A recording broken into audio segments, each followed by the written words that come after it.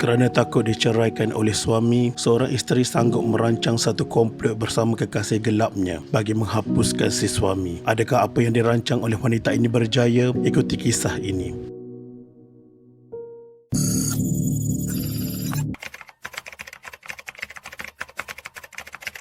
Pengurus cawangan sebuah bank HSBC ditemui mati, dipercayai dibunuh dalam satu cubaan merompak di rumahnya di Ulu Sungai Merah, Sibu, Sarawak kira-kira 1.30 pagi, Khamis 14 Jun 2012. Polis mengenal pasti mangsa sebagai Stephen Wong Chin Kui, 31 tahun, seorang pengurus di cawangan HSBC Bank.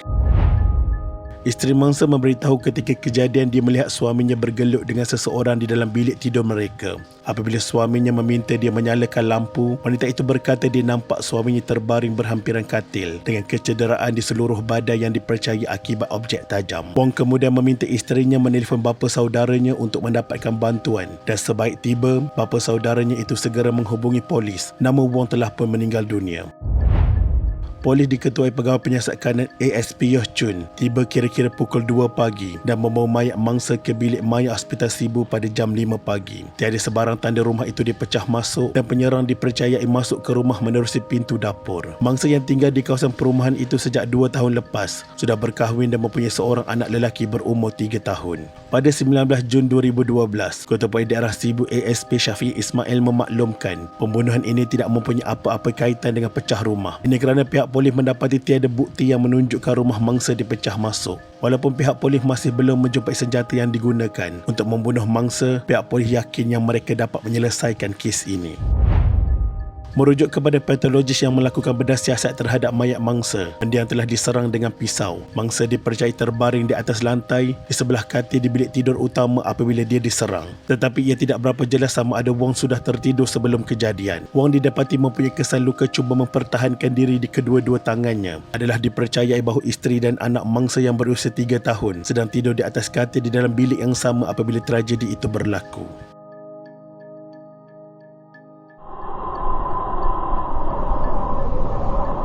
Pada 13 Ogos 2012, isteri mangsa telah ditahan dan diletakkan di bawah reman selama 5 hari. Pendaftar Mahkamah Romi Ahmad Azaidi pada pukul 9.12 pagi membenarkan permohonan Pegawai Penyiasat untuk menahan reman mengikut Seksyen 117 Kanun Tata Cara Jenayah. Isteri mangsa dikenali sebagai Ling Hasir dan rakan lelakinya yang disyaki sebagai teman lelaki isteri mangsa berusia 26 tahun dikenal pasti sebagai Tiong King Guan, seorang jurujual kereta yang direman dan dihadapkan ke mahkamah pada 16 Ogos selepas tamat perintah reman. Di samping itu, 4 lagi suspek yang kesemuanya lelaki ditahan polis awal pagi 15 Ogos 2012 untuk membantu siasatan polis berhubung kes pembunuhan ini. Kesemua mereka telah diarah oleh Mahkamah Magistrate untuk menjalani perintah reman selama 7 hari sehingga 22 Ogos. Keempat-empat suspek tersebut ditahan secara berasingan dalam operasi bersepadu polis selama 2 jam bermula dari jam 4 pagi. Pada 16 Ogos 2012, isteri mendiang dan kekasih gelapnya dilanjutkan tempoh reman selama 7 hari lagi oleh Mahkamah Sibu. Perkembangan terbaru siasatan lanjut polis berhubung kes pembunuhan tersebut telah merumuskan kemungkinan satu plot yang didakwa dirancang oleh isteri mendiang yang berusia 31 tahun bersama seorang jurujual kereta yang juga merupakan kekasih gelapnya berumur 26 tahun. Menurut sumber, 4 suspek termasuk suspek utama yang ditahan oleh polis dipercayai telah diupah untuk membunuh mangsa dengan bayaran yang dianggarkan melebihi RM30,000. Terdapat juga dakwaan suspek yang diupah akan menerima lebih RM28,000 jika mangsa itu hanya hilang upaya kekal dalam serangan itu. Salah seorang daripada 4 lelaki itu dilaporkan telah mengaku terlibat dalam pembunuhan itu. Teori berleluasa walaupun pasangan itu dikatakan dalam proses untuk berpisah sebelum dia dibunuh. Terdapat juga dakwaan bahawa rancangan pembunuhan telah dimaklumkan melalui mesej teks dan pihak polis nampaknya sedang mencari kad SIM yang telah hilang. Polis hanya menemui sepasang seluar, stokin dan kasut iaitu antara pakaian yang dipercayai digunakan oleh suspek utama melakukan jenayah ini. Namun senjata utama pembunuhan belum dijumpai ketika suspek berumur 24 tahun mengiringi pasukan polis ke rumahnya sekitar jam 9.30 pagi 16 Ogos 2012. Selain itu, polis menemui abu gambar yang dibakar dipercayai gambar mangsa di rumah suspek utama. Pihak polis menemui abu dalam balang bersama-sama dengan sisa wayar kabel yang telah terbakar. Suspek dipercayai menggunakan gambar tersebut untuk mengenal pasti Wong dan rumahnya. Polis sedang mengesah sumber gambar tersebut diperolehi.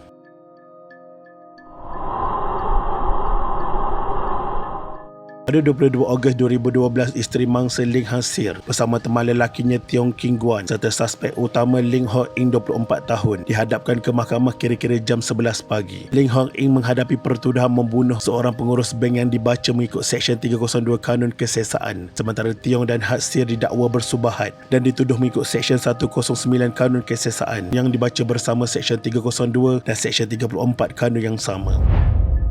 Sementara itu, 3 lagi suspek dibebaskan dengan ikat jamin mengikut Seksyen 118 Kanun Prosedur Jenayah dan dijadikan saksi pendakwa raya. Ketika pertuduhan awal dibaca di hadapan Hakim Mahkamah Seksyen, Jackson juga tiada pengakuan diambil daripada ketiga-tiga tertuduh. Mahkamah Tinggi petang 3 Oktober 2013 menjatuhkan hukuman penjara 16 tahun terhadap Ling Hong Ing sebab mengaku bersalah terhadap pertuduhan pindaan yang dibacakan. Hakim Supang Liang menjatuhkan hukuman itu setelah menyabitkan tertuduh dan juga tertuduh ketiga dalam kes terbabit dengan pertuduhan yang dibacakan. Menurut Supang dalam hujahnya, hukuman setimpan adalah perlu bagi menjaga kepentingan awam serta memberi peringatan kepada orang lain bahawa jenayah dilakukan itu satu kesalahan serius. Tidak dapat dinafikan perbuatan mengambil nyawa orang lain adalah satu kesalahan jenayah serius. Lebih-lebih lagi dalam kes ini ia telah dirancang. Merayuannya, Ling yang diwakili Peguam Bela David Kwok memberitahu bahawa dia kesal dengan kesalahan yang telah dilakukannya serta penderitaan yang dialami oleh keluarga mangsa.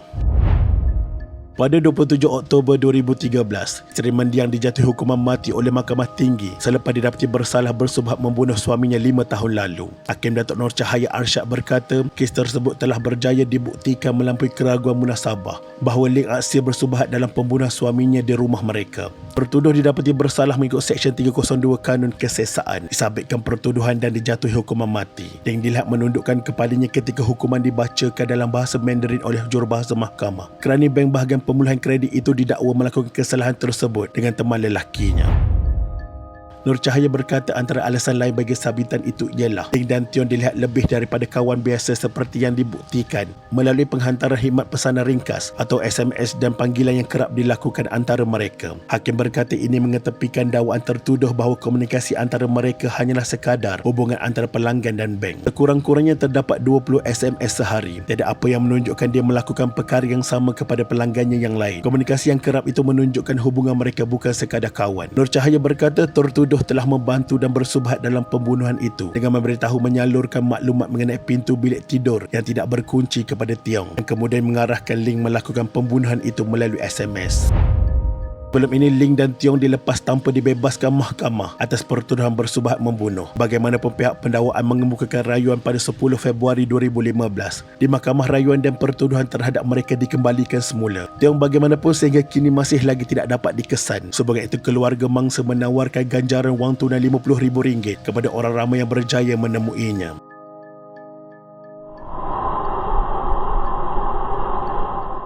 Pada 4 Oktober 2019, keluarga Mendiang meluahkan rasa kecewa kerana isteri Mendiang telah mendapat manfaat daripada jenayahnya. Adik mangsa berkata bahawa kakak iparnya yang didapati bersalah atas kematian suaminya bukan sahaja menerima hak penjaga anak lelaki tunggal mereka, tetapi juga mewarisi sebahagian besar aset abangnya. Lim berulang kali berkata bahawa dia tidak mendapat apa-apa daripada kematian suaminya, tetapi pada hakikatnya dia adalah pentadbir dan juga penerima harta pusakanya.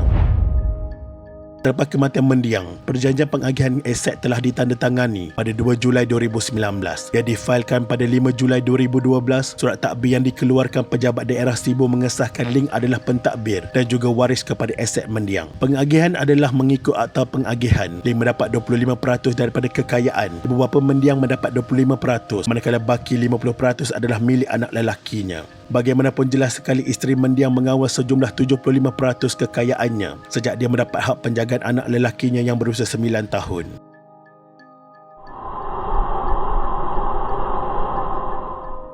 Pada 8 Oktober 2019, isteri mangsa terlepas daripada hukuman mati sebab Mahkamah Rayuan membebaskannya daripada tuduhan membunuh suaminya 7 tahun lalu. Hakim Datuk Zabariah Muhammad Yusof, Datuk Suraya Osman dan Datuk Wira Kamaluddin Muhammad Said bersetuju menerima rayuan wanita berusia 38 tahun itu sekaligus mengenepikan keputusan mahkamah yang terdahulu. Putusan itu dibuat selepas mahkamah mendapati pihak pendakwaan gagal mengemukakan bukti mengaitkan tertuduh mempunyai niat dan bersekongkol dengan teman lelakinya untuk membunuh mangsa. Semua bukti hanya dikemukakan berdasarkan keterangan keadaan dan tiada bukti kukuh menunjukkan tertuduh merancang pembunuhan ini bersama teman lelakinya. Keterangan saksi juga tidak menampilkan fakta yang relevan untuk mengaitkan tertuduh dengan pembunuhan terbabit. Justru, pertuduhan mengikut Seksyen 302 Kanun Kesesaan kerana membunuh adalah tidak wajar dikemukakan terhadap tertuduh.